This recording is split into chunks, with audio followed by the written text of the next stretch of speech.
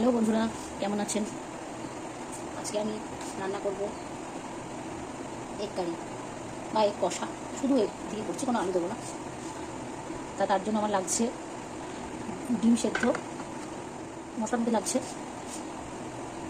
কুচনো পেঁয়াজ, টমেটো কুচনো, রসুন, আদা পেস্ট করবো, একটুখানি পেঁয়াজ দিয়ে কাঁচা লঙ্কা পেস্ট করবো।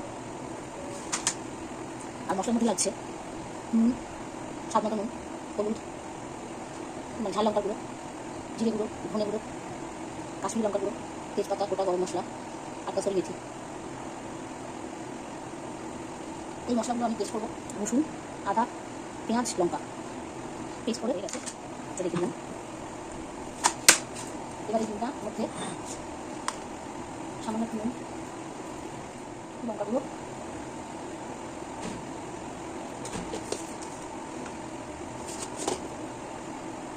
হলুদ দিয়ে মাখিয়ে নেব। আমি পুরো রান্নাটা সর্ষের তেলে করবো। কড়াটা গরম হয়ে গেছে, ডিম ভাজার জন্য তেল দিয়ে দিলাম। ডিমটা নুন মাখিয়ে রেখেছিলাম,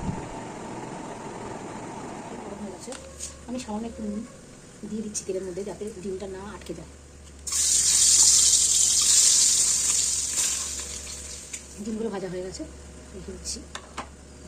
পাতা, গোটা গরম মশলা দিয়ে দেবো। একটা জিনিস বলতে ভুলে গেছিলাম, একটু গোটা জিরেও দিয়ে দেবো। জিরে সুন্দর একটা গন্ধ ছাড়বে। এবার পেঁয়াজ আর টমেটো ভাজতে দিয়ে দেবো, বসে গেছে। এবার টমেটোটা দিয়ে দেবো,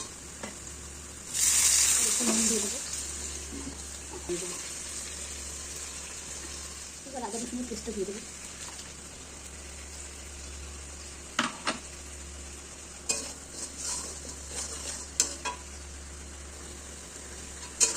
পেস্টগুলো ভালো করে নাড়া হয়েছিল, গুঁড়ো মশলাগুলো দিয়ে দিয়েছি।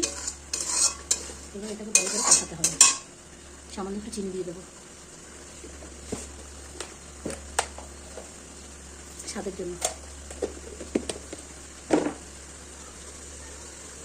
যদি গোটা কাঁচা লঙ্কা কারো লাগে, ঝাল কম হয়, তাহলে কাঁচা লঙ্কা দিয়ে দিতে পারো এই সময়।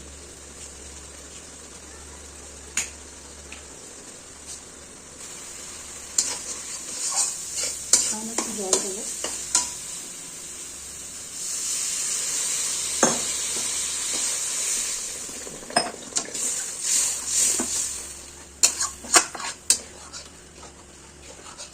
ফুটবে। রোস্টেড কাসুরি মেথি একটু দিয়ে দেবো গুঁড়ো করে। সময় এবার দুটো নামিয়ে দিতে হবে। আর কেউ যদি খেতে চাও আর একটু টেস্ট বাড়ানোর জন্য ফ্রেশ ক্রিম বা গুঁড়ো দুধ, আমার কাছে ফ্রেশ ক্রিম ছিল না, তাই একটু গুঁড়ো দুধ দিয়ে দিলাম। ফাইনালি আমার রান্না হয়ে গেছে। তবে রান্না করে দেখবেন একবার কেমন লাগে। ঠিক আছে, টাটা, বাই।